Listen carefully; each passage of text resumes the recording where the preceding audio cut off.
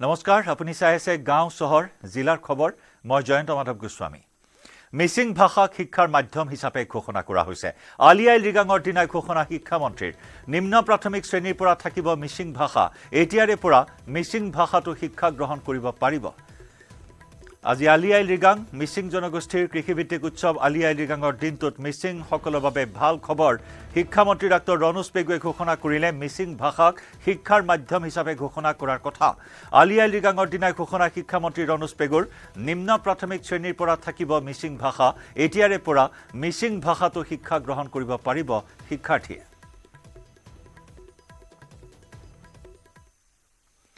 সরকারের বিরুদ্ধে আদালত অবমাননার গোচর প্রধানমন্ত্রী কৃষি সম্মান নিধির 500 কোটি টকিয়া কেলেঙ্কারি সন্দর্ভত কৃষি বিভাগের আয়ুক্ত আর সঞ্চালকলৈ গুৱাহাটী উচ্চ ন্যায়ালয়ে কাৰণ দৰ্শাৰ জাননী জাৰি কৰেছে ন্যায়ালয়ে নিৰ্দেশ দিয়াৰ পাছতো দোষী বিষয়েৰ বিৰুদ্ধে ব্যবস্থা নোলোৱাৰ বাবে সৰকাৰক কাৰণ দৰ্শাৰ জাননী লগতে গুৱাহাটী উচ্চ ন্যায়ালয়ে 6 সপ্তাহৰ ভিতৰত দুয়োকে সবিশেষ শপতনামা দাখিল কৰিবলৈও নিৰ্দেশ দিছে সতীৰ্থ সাংবাদিক বিৰিঞ্চি ডেকাৰ সৈতে সংযুক্ত হৈছো বিৰিঞ্চি এই বিষয়ত সবিশেষ আপোনাৰ পৰা জানিব বিচাৰিছো নিশ্চয় আসলতে যে প্ৰধানমন্ত্ৰী যি এই যোজনা আছিল সেই 500 কোটি টকীয়া যি কেলেংকাৰী সেই কেলেংকাৰী আসলতে একাংশ বিষয়ে লগ লাগি আসলতে সেই কেলেংকাৰী সংঘটিত কৰা সকলোখিনি তথ্য ন্যায়ালয়ত উন্মোচন হৈছিল কিন্তু তাৰ পাছতো চৰকাৰক কৃষি বিভাগক এটা নিৰ্দেশনা দিছিল গুৱাহাটী উচ্চ ন্যায়ালয়ে যে যিসকল দোষী বিষয় আছে সেই বিষয়সকলৰ বিৰুদ্ধে ব্যৱস্থা গ্ৰহণ কৰিব লাগে কিন্তু আজি পৰ্যন্ত ৰাজ্য চৰকাৰৰ কৃষি বিভাগে এই সকল দোষী বিষয়ৰ বিৰুদ্ধে কোনো ধৰণৰ ব্যৱস্থা গ্ৰহণ নকৰিলে যাৰ ফলত আজি গুৱাহাটী উচ্চ ন্যায়ালয় যথেষ্ট শূন্য হৈছে আৰু প্ৰশ্ন তুলিছে যে এই সকল দোষী বিষয়ৰ বিৰুদ্ধে চৰকাৰে ব্যৱস্থা গ্ৰহণ কৰাত অসুবিধা ক'ত আছে গতিকে সেই সকলোখিনি কথা পুনৰ শপতনামা যোগে 6 সপ্তাহৰ সময়সীমা দিছে যে এই 6 সপ্তাহৰ ভিতৰত গুৱাহাটী উচ্চ ন্যায়ালয়ত সকলোখিনি যে দোষী বিষয়ৰ বিৰুদ্ধে ব্যৱস্থা কি লোৱা হ'ল বা কি কাৰণত অসুবিধাৰ সন্মুখীন হৈছে সেই বিষয়সকলক বিৰুদ্ধে ব্যৱস্থা গ্ৰহণ কৰাত বা এই ধৰণৰ যি ধৰণৰ এটা বৃহৎ কেলেংকাৰী সেই বৃহৎ কেলেংকাৰী সংঘটিত কৰাৰ অন্তৰালত আৰু কোন বিৰিঞ্চি ইয়াৰ অন্তৰালত আচলতে খুচাইছে কি কেঁচু খান্দতে সাপ ওলোৱাৰ ভয়ত এই প্ৰক্ৰিয়াটোৱে এনেদৰে বিলম্ব ঘটোৱা হৈছে নেকি নিশ্চয় আচলতে কৃষি বিভাগৰ এই বৃহৎ কেলেংকাৰীটোত আচলতে গাঁৱে ভূঞে সকলোতে আচলতে এই কেলেংকাৰী সংঘটিত হোৱাৰ সকলোখিনি তথ্য ইতিমধ্যে লাভ কৰিছে সেই তথ্যখিনি পোৱাৰ পাছতে যিসকল অভিযুক্ত বিষয়া সেই বিষয়াসকলক কিন্তু আজি পৰ্যন্ত ৰক্ষণাবেক্ষণ দি থকা পৰিলক্ষিত আজি পৰ্যন্ত কোনো ধৰণৰ সেইসকল বিষয়ৰ বিৰুদ্ধে ব্যৱস্থাই গ্ৰহণ কৰা নিলম্বন বা বৰ্খাস্ত কোনো ধৰণৰ নহল গতিকে উচ্চ ন্যায়ালয়ে সমগ্ৰ বিষয়টোৰ শুনানি লৈ আজি এই বিষয়ত চৰকাৰৰ বিৰুদ্ধে তেওঁলোকে ক্ষোভ প্ৰকাশ কৰিছে আৰু 6টা সপ্তাহ যিটো বান্ধি দিছে যে 6টা সপ্তাহৰ ভিতৰত সকলোখিনি তথ্য কিন্তু জমা দিব লাগিব যিসকল দোষী বিষয় আছিল তেওঁলোকৰ নাম প্ৰকাশ কৰিব লাগিব যিসকল দোষী বিষয় আছিল তেওঁলোকৰ বিৰুদ্ধে কেনেধৰণৰ শাস্তিমূলক ব্যৱস্থা গ্ৰহণ কৰা হৈছে বা সেইসকল বিষয়ক সেইসমূহ দায়িত্বৰ পৰা কেনেধৰণে অব্যাহতি দিয়ে যে সকলোখিনি তথ্য সামৰি এখন 6 সপ্তাহৰ ভিতৰত শপতনামা দাখিল কৰিব দিছে আৰু সেই শপতনামাৰ ভিত্তিত উচ্চ ন্যায়ালয়ে পৰৱৰ্তী সময়ত যি ব্যৱস্থা গ্ৰহণ কৰিবলৈ সকলোখিনি ব্যৱস্থা গ্ৰহণ কৰিব হয় ধন্যবাদ বিৰিঞ্চি কোকৰাঝাৰ জিলাৰ সালেকাটি থানাত আৰক্ষীৰ দাদাগিৰি এজাহাৰ দাখিল কৰা মহিলাক ভাবুকি গোচৰ প্ৰত্যাহাৰ কৰিবলৈ ফোন যোগে ভাবুকি আৰক্ষীৰ থানাৰ ভিতৰতো মহিলাগৰাকীক দুৰ্ব্যৱহাৰ কৰাৰ অভিযোগ আৰক্ষীৰ বিৰুদ্ধে কোকৰাঝাৰ জিলাৰ সালেকাটি থানাত আৰক্ষীৰ দাদাগিৰিক লৈ চাঞ্চল্যৰ সৃষ্টি হৈছে এজাহাৰ দাখিল কৰা মহিলাক ভাবুকি দিয়াৰ অভিযোগ গোচৰ প্ৰত্যাহাৰ কৰিবলৈ ফোন যোগে ভাবুকি দিয়া আৰক্ষীয়ে থানাৰ ভিতৰতো মহিলাগৰাকীক দুৰ্ব্যৱহাৰ কৰাৰ অভিযোগ আৰক্ষীৰ বিৰুদ্ধে আমাৰ সাংবাদিক উপানন্দ শৰ্মাৰ সৈতে সংযুক্ত হৈছো উপানন্দ হয় জয়ন্ত এটা দুৰ্ভাগ্যজনক কথা আৰু অসম আৰক্ষীক জনসেৱাৰ্থে আৰু জনহিতাৰ্থে ৰাইজৰ কাষত লৈ যোৱাৰ কথা অসম আৰক্ষীক কোৱা হয় কিন্তু দেখা যায় বহুত সময়ত একাংশ বিষয়া আছে বা আৰক্ষীৰ লোক আছে যিসকলে সাধাৰণ ৰাইজক দুৰ্ব্যৱহাৰ কৰে আনকি গোচৰীয়া পক্ষক বিভিন্ন ধৰণৰ হেঁচা প্ৰয়োগ কৰা পৰিলক্ষিত হয় শেহতীয়াভাৱে সালেকাটি থানা কোকৰাঝাৰ জিলা সালেকাটি থানাতো এনে অনুৰূপ ঘটনাই সংঘটিত হৈছে আৰু মহিলা এগৰাকীয়ে তেওঁৰ গিৰিয়েকৰ ভাইৰ সৈতে দেউৰেকৰ সৈতে কাজিয়াত লিপ্ত হয় মাৰপিটৰ ঘটনা সূচনা হয় আৰু পৰৱৰ্তী সময়ত তেওঁ সালেকাটি থানাত অভিযোগ দাখিল কৰে দেখা গ'ল এজাহাৰ দাখিল কৰা 24 ঘণ্টা উকলি গ'ল কিন্তু তেওঁৰ এজাহাৰখন পঞ্জীয়ন কৰা নহল আৰু কোনো ধৰণৰ তদন্ত কৰা নহল আনকি মহিলাগৰাকীক সেই গোচৰ মীমাংসা কৰাৰ কাৰণে হেঁচা প্ৰয়োগ কৰা হ'ল ফোন যোগে ভাবুকি প্ৰদান কৰা হৈছে তেওঁ থানালৈ আহিব লাগে কিন্তু মহিলাগৰাকী বাৰে বাৰে কৈছে যে তেওঁৰ যিহেতু স্বামী ঘৰত নাই তেওঁ অকলশৰীয়া মহিলা গতিকে তেওঁ থানালৈ মতাৰ লগে লগে তেওঁ যাব নোৱাৰিব সেই কথা কোৱাৰ লগে লগে আৰক্ষীৰ লোক অগ্নিশৰ্মা হৈ পৰে আনকি ভাবুকি দিয়ে কিন্তু থানাত আহিলে কিন্তু কথা বেয়া হ'ব বুলি কয় পৰৱৰ্তী সময়ত যেতিয়া থানাত গৈ উপস্থিত মহিলাগৰাকীক দেখা গ'ল যে সেই ভিডিঅ' আমাৰ নিউজ 18 হাতত আহি পৰিছে যে বিভিন্ন ধৰণৰ গালি গালাজ ভাবুকি দিয়া পৰিলক্ষিত হয় আৰক্ষীৰ লোকে মহিলাগৰাকীৰ সন্মুখত ভাবুকি দিছে আনকি ঘটনা তদন্ত কৰা নহল কিন্তু তেওঁক হেঁচা দি থকা হৈছে যে গোচৰ প্ৰত্যাহাৰ কৰিব লাগে আনকি যাৰ বিৰুদ্ধে গোচৰ দিয়া হল সেই পক্ষটোক থানাত লৈ অহা হয় কিন্তু তেওঁলোকক কোনো ধৰণৰ সোধপোছ কৰা হোৱা নাই কিন্তু আনকি যোনে গোচৰ দিছে মহিলাগৰাকীক তেওঁক এই ভাবুকি দিয়া হৈছে তেওঁৰ স্বামীক শাৰীৰিকভাৱে অপদস্থ কৰা হৈছে থানাৰ ভিতৰতে সমগ্ৰ ঘটনা সংঘটিত হৈছে ইতিমধ্যে আমি নিউজ 18 অসমৰ দৰ্শকসকলক দেখুৱাইছো যে থানাৰ ভিতৰত কিদৰে আৰক্ষীৰ লোকসকলে মহিলাগৰাকীক ভাবুকি দিছে তেওঁক বাধ্য কৰাইছে যে তেওঁ গোচৰ প্ৰত্যাহাৰ কৰিব লাগে গতিকে সমগ্ৰ ঘটনাই আচলতে প্ৰতিক্ৰিয়াৰ সৃষ্টি কৰিছে আৰু ন্যায়ৰ কাৰণে যেতিয়া আৰক্ষীৰ কাষ চাপে কিন্তু সেই থানাতেই যেতিয়া মহিলাগৰাকীক এইদৰে গোচৰ উঠাই লোৱাৰ কাৰণে ভাবুকি দিয়া হয় সেয়া আচলতে দুৰ্ভাগ্যজনক কথা আৰু ইতিমধ্যে এই যি ঘটনা আচলতে আৰক্ষীৰ কি ভূমিকা তাক লৈ কিন্তু সন্দেহান হৈ পৰিছে আৰু সমগ্ৰ ঘটনা বিভিন্নজনে ধিক্কাৰ দিয়াও পৰিলক্ষিত হৈছে যিহেতু মহিলাগৰাকী তাতে ন্যায় বিচাৰি গৈছে আৰু তেওঁৰ সেই ন্যায় কিমান দূৰ তদন্ত কৰিলে সেয়া কিন্তু আৰক্ষীয়ে গুৰুত্ব দিয়া নাই অথচ কিন্তু সেই মহিলাগৰাকীক বিভিন্ন ধৰণে হেঁচা দিয়া হৈছে তেওঁৰ স্বামীক হেঁচা দিয়া হৈছে গোচৰ উঠাই ল'ব লাগে আৰু বৰ্তমানো কিন্তু চালেঘাটি থানাত সেই মহিলা তেওঁৰ স্বামীক তাতে ৰাখি বিভিন্ন ধৰণে হেঁচা দিছে আৰু বৰ্তমানো তেওঁ চালেঘাটি থানাত উপস্থিত আছে আৰু তেওঁক হেঁচা দিয়া হৈছে যে তেওঁ গোচৰ উঠাই ল'ব লাগে আৰু ইয়াৰ দুৰ্ভাগ্যজনক ঘটনা মহিলাগৰাকীক এইদৰে থানাত মাতি নি গোচৰ উঠাই ল'ব লাগে বুলি হেঁচা দি থকা ঘটনাই কিন্তু আচলতে আৰক্ষী কিমান দূৰ তেওঁলোকৰ সেইখন থানাৰ আৰক্ষীয়ে কিমান দূৰ তেওঁলোকৰ দায়িত্ব পালন কৰিছে তাক লৈ কিন্তু প্ৰশ্ন উত্থাপন কৰিছে ধন্যবাদ উপানন্দ ধৰ্মীয় সাজপাৰ পৰিধান কৰি তামুলপুৰ আৰক্ষী থানাত শ্ৰীমন্ত শংকৰদেৱ সংঘৰ বিষয়ববীয়া তামুলপুৰ আৰক্ষী থানাৰ টাইপাৰ বিৰুদ্ধে গোচৰ তৰিলে শ্ৰীমন্ত শংকৰদেৱ সংঘৰ তামুলপুৰ আঞ্চলিক শাখা আৰু উত্তৰ পশ্চিম তামুলপুৰ আঞ্চলিক শাখাই শ্ৰীমন্ত শংকৰদেৱ সংঘৰ সংবিধান দাহ কৰাৰ বিৰুদ্ধে আইনী ব্যৱস্থা গ্ৰহণৰ দাবী জনালে শ্ৰীমন্ত শংকৰদেৱ সংঘৰ বিষয়ববীয়াই টাই আহোম যুৱ পৰিষদে শ্ৰীমন্ত শংকৰদেৱ সংঘৰ সংবিধান দাহ কৰাৰ পাছতে আজি তামুলপুৰ আৰক্ষী থানাত গোচৰ তৰিলে শ্ৰীমন্ত শংকৰদেৱ সংঘৰ বিষয়ববীয়াসকলে গোচৰ ৰুজু কৰি শ্ৰীমন্ত শংকৰদেৱৰ বিষয়ববীয়াই ক'লে সংঘই টাই আহোম যুৱ ছাত্ৰ পৰিষদৰ ওচৰত ক্ষমা খোজাৰ প্ৰশ্নই নাই শ্ৰীমন্ত শংকৰদেৱ সংঘৰ প্ৰতীক তথা সংবিধান এটা গোষ্ঠীয়ে সংগঠনে ৰাজালিত দাহ কৰে এই ক্ষেত্ৰত আমাৰ সংঘৰ প্ৰতিজন সদস্যই মৰ্মাহত হৈছোঁ আমি আৰু সেইকাৰণে যোৱাকালিৰে পৰা অসমৰ বিভিন্ন থানাত আমাৰ চাৰিখলপীয়া তৰফৰ পৰা মূলৰ জিলাৰ আঞ্চলিক তথা প্ৰাথমিকৰ সদস্যসকলে মনোদুখত তেখেতসকলৰ বিপৰীতে টাইপাৰ বিপৰীতে কেছ আমি ৰুজু কৰিছোঁ আজি আমি তামুলপুৰ থানাত আমাৰ উত্তৰ পশ্চিম তামুলপুৰ আঞ্চলিক শাখা আৰু তামুলপুৰ আঞ্চলিক শাখাই লগ লাগি যুটীয়াভাৱে নহয় আমি বেলেগে বেলেগে দুখনকৈ এফআইআৰ আমি ইয়াত দিছোঁ গতিকে আমি আশা ৰাখিম যে ভৱিষ্যতৰ দিনত এনেকুৱা ঘটনা কতো নহওক আৰু যাৰ কাৰণে আমি এই যিটো কৰিবলগীয়া হ'ল থানালৈ আহিবলগীয়া হ'ল ধৰ্মীয় সংগঠনত থাকি সেইটোৰ যাতে এটা সুমীমাংসা কৰে প্ৰশাসনীয় বিভাগে তাৰে আমি কামনা কৰিছোঁ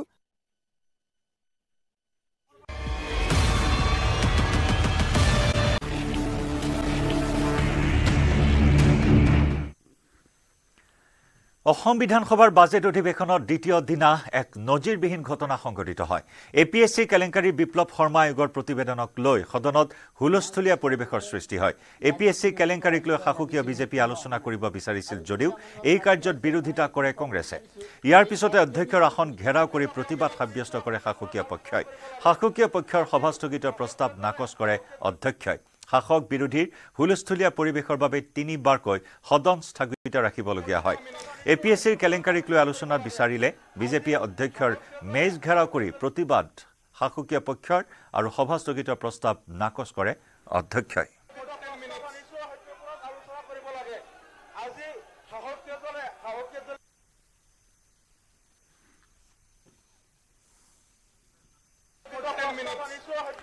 বিধানসভা অধিৱেশনত ভাগ ল'বলৈ আহি APSC কেলেংকাৰী সন্দৰ্ভত বিপ্লৱ কুমাৰ শৰ্মাৰ প্ৰতিবেদনৰ বিষয়ে মাত মাতিলে কেইবাগৰাকীও বিধায়কে। প্ৰতিবেদনখনতে দেখা যায় যে কংগ্ৰেছ চৰকাৰৰ দিনত যথেষ্টখিনি দুৰ্নীতি হৈছে আৰু প্ৰত্যেক পৃষ্ঠাতে দেখা গৈছে যে কংগ্ৰেছৰ দুৰ্নীতি ইয়াত উদঙাই দিয়া হৈছে। এতিয়া কথা হ'ল যে এই চৰকাৰখনৰ আগত আমাৰ আগৰ যিখন চৰকাৰ আছিলে এই চৰকাৰখনৰ দিনত যে আমাৰ গোটেই বিশেষ বস্তুটো লৈ পেলাই আজি আমাৰ যি ব্যৱস্থা কৰা হৈছে মই মুখ্যমন্ত্ৰী মহোদয়ক মই বিশেষভাৱে ধন্যবাদ জ্ঞাপন কৰিছোঁ আৰু বিপ্লৱ শৰ্মাৰ প্ৰতিবেদনৰ ওপৰত ভিত্তি কৰি আগন্তুক দিনত চৰকাৰে কি ব্যৱস্থা হাতত লয় বা ইয়াৰ বিষয়লৈ কি ধৰণে আলোচনা কৰা হয় সেইটো আমাৰ বিধানসভাতো আলোচনা কৰা হ'ব। কৰাৰ পাছত আমি যি ব্যৱস্থা ল'ব লাগে চৰকাৰে নিশ্চয় এইটো এটা ব্যৱস্থা হাতত ল'ব। গৌৰৱ গগৈৰ প্ৰসংগ আকৌ উত্থাপন হৈছে যে বিয়াত কিদৰে উপহাৰ দিছিলে এইটো প্ৰত্যেকটো পৃষ্ঠাতে সন্নিৱিষ্ট হৈ আছে এই গোটেই কথাটো। ইয়াতে প্ৰমাণ হৈ গৈছে যে কংগ্ৰেছ চৰকাৰৰ দিনত ৰাকেশ পালৰ লগত এটা যে নিবিড় সম্বন্ধ আছিল এই কথাটো ইয়াত আৰু কোনো দ্বিমত নাই। প্ৰত্যেকজন ব্যক্তিয়ে অসমৰ প্ৰত্যেকজন ব্যক্তিয়ে সুন্দৰভাৱে উপলব্ধি কৰিব পাৰিছে আৰু তাৰ কাৰণে বিহিত ব্যৱস্থা ল'বৰ কাৰণে আমাৰ চৰকাৰে যি ব্যৱস্থা হাতত ল'ব লাগে আইন অনুযায়ী সকলোখিনি ব্যৱস্থা হাতত ল'ব। চৰকাৰে SIT গঠন কৰা বা তেনেকুৱা ধৰণৰ কথা ভাবিব নেকি? নচক SIT কৰা বা যিটো পৰ্যায়ত যাব লাগে যেনেকুৱা সময়ত যি ধৰণে চুঙা চাই সোপা দিব লাগে সেই ব্যৱস্থাটো নিশ্চয় চৰকাৰে কৰিব। তাত থকা প্ৰত্যেকজন ব্যক্তিয়ে জড়িত যদি হৈ আছে আইনৰ দ্বাৰা বিচাৰ কৰা হ'ব। ইয়াত কোনো হুইমজিকেলি কোনো কাম কৰা নহয়, খুব সাৱধানতাৰে অৱলম্বন কৰি যাতে দোষীক ধৰা পেলাব পৰা যায় এই কথাটোৱেই হ'ল আজিৰ ডেটত এই প্ৰতিবেদনৰ মূল প্ৰাসংগিকতা বুলি ক'ব খুজিছোঁ। এইটো তদন্ত কৰক ভালকে, হাইকোৰ্টৰ ন্যায়াধীশৰ দ্বাৰা তদন্ত কৰক আৰু যদি যিসকল ইয়াৰ লগত জড়িত আছিলে তেওঁলোকক শাস্তি বিহিব লাগে। আইনমতে ব্যৱস্থা হওক, আইন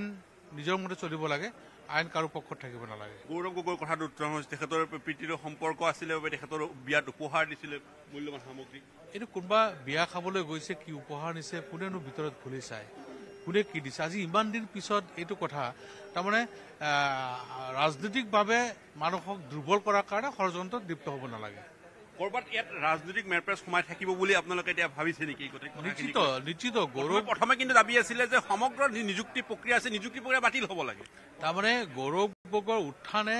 কিছুমান মানুহ শংকিত হৈ গৈছে আৰু শংকিত হৈ তেওঁৰ বিৰুদ্ধে আবুল তাবুল কথা কৈ আছে, তেওঁৰ বিৰুদ্ধে বিভিন্ন ধৰণৰ ষড়যন্ত্ৰত লিপ্ত হৈছে। কিন্তু সময়ত এইবিলাক চব ফুটুকাৰ ফেন হ'ব, দুধ কা দুধ পানী কা পানী ওলাই যাব। এনেকুৱা ধৰণৰ কথা কিছুমান আহিছিলে যে বহু আচলতে মন্ত্ৰী বিধায়কৰ নামো সেই সময়ত ৰাকেশ পালৰ যেতিয়া ঘৰত অভিযান চলিছিলে সেইসমূহৰ নামো প্ৰকাশ পোৱা বুলিও আহিছিলে, কিন্তু সেই সময়ত পৰৱৰ্তী সময়ছোৱাত কিন্তু বহুতে উল্লেখ কৰিছে প্ৰতিবেদনত সেই কথাখিনি নাই বুলি। সেইটো পূৰ্বত যিখিনি কথা ওলাইছিলে, যিখিনি আলোচনা কৰি সেইখিনি তদন্ত কৰক। এতিয়া কোনোবা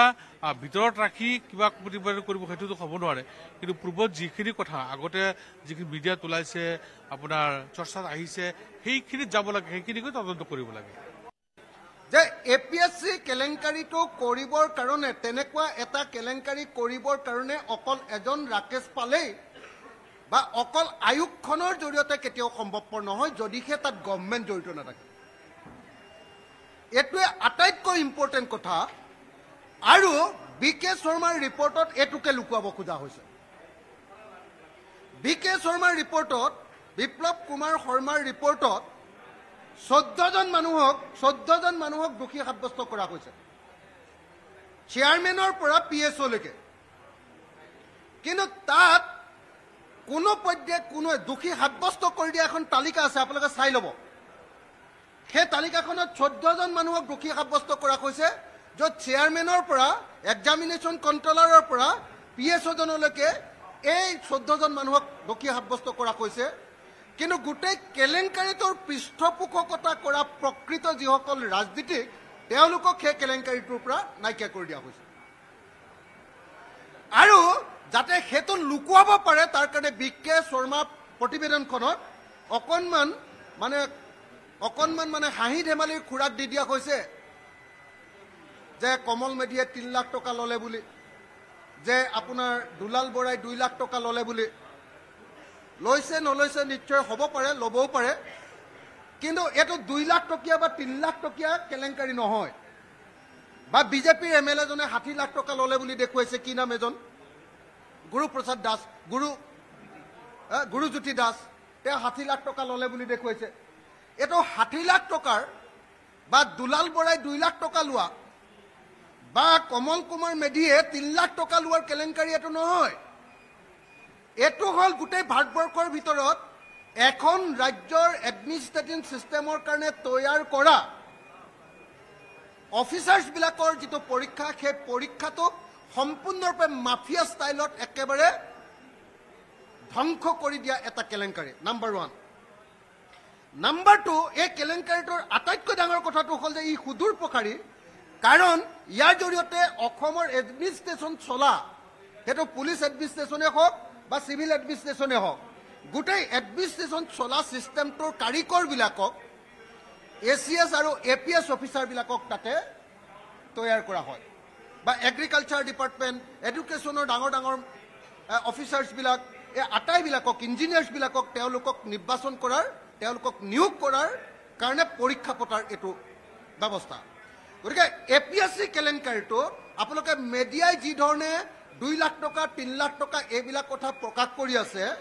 এইবিলাকৰ জৰিয়তে আসলতে যিবিলাকে এইবিলাক অকল এটোৰ ওপৰত কেৱল গুৰুত্ব দি আছে সেইবিলাকে কেৱল মুছৰুচক বাতৰিয়ে দিয়া নাই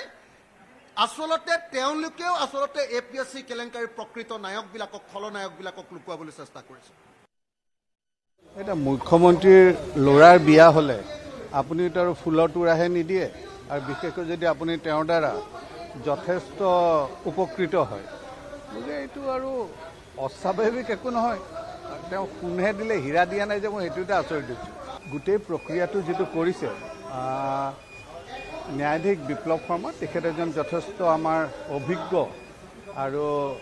আইনী জ্ঞান থকা ব্যক্তি তেখেত আমাৰ হাইকোৰ্টৰ জাজো আছিল আমিও পাইছিলোঁ তেখেতক জাজ হিচাপে তেখেতে সকলো বিষয় চালি জাৰিহে তেনেকুৱা এটা প্ৰতিবেদন দাঙিব এনেই তেখেতে কাৰো কথা মানি চলা মানুহ নহয় আৰু মই ভাবোঁ যে তেখেতে যিখন প্ৰতিবেদন দিছে সেই প্ৰতিবেদনত তেখেতে সঁচা কথাটোকে প্ৰতিফলিত কৰিছে বিশেষকৈ কংগ্ৰেছ দলৰ সভাপতি ভূপেন বৰা ডাঙৰীয়াই বহুখিনি কথা আমাৰ প্ৰেছ কনফাৰেন্সত কোৱা দেখা পোৱা গৈছে কিন্তু সদনৰ মজিয়াত যেতিয়ালৈকে ইয়াৰ কথাবিলাক ভালদৰে আলোচনা নহ'ব তেতিয়ালৈকে আমি সম্পূৰ্ণ কথাবিলাক জ্ঞাত নহ'ব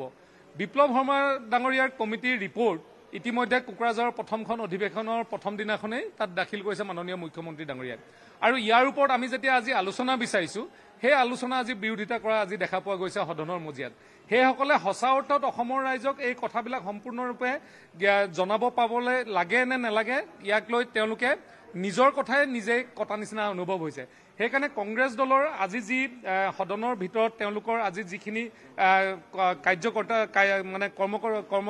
দেখা গ'ল সেইখিনিত এটা কথা লক্ষ্য কৰিব পাৰি যে বিপ্লৱ শৰ্মা কমিটিৰ যিমান দিনলৈকে পাৰে তেওঁলোকে যাতে আলোচনা কৰিব নালাগে বা দিয়াৰ পৰিৱেশ তেওঁলোকে সৃষ্টি কৰিব বিচৰা নাই আৰু সদনৰ বাহিৰত মানুহক বিপথে পৰিচালিত কৰিব পৰাকৈ তেওঁলোকে বহুখিনি কথা কৈ থকা আমি দেখা পোৱা গৈছে সেইকাৰণে আমি কওঁ যে আমাৰ এই ন্যায়াধীশ বিপ্লৱ শৰ্মা কমিটিৰ ৰিপৰ্ট আখৰে আখৰে সদনৰ মজিয়াত ডিছকাশ্যন হ'ব লাগে ভাগ ল'ব লাগে আৰু কোন দোষী আৰু কোন নিৰ্দোষী তাৰ তেল আৰু পানী যেনেকৈ ছেপাৰেট কৰিব পাৰি তেনেকুৱা এটা পৰিৱেশৰ কাৰণে আমি ইয়াতে আমি ইচ্ছা কৰিছোঁ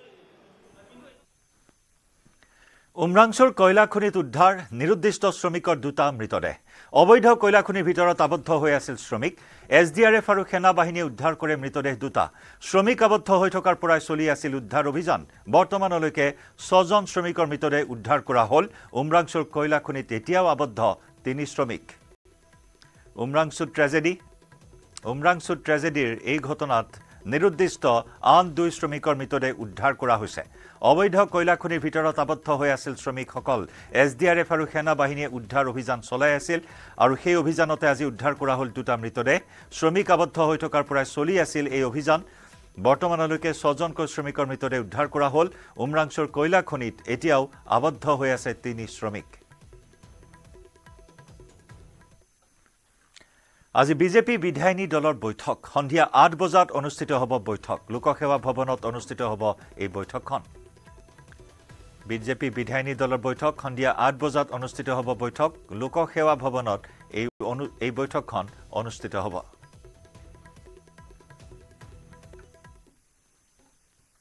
ইয়াৰ সৈতে সময় হ'ল গাঁও চহৰ জিলাৰ খবৰৰ পৰা বিদায় লোৱাৰ নমস্কাৰ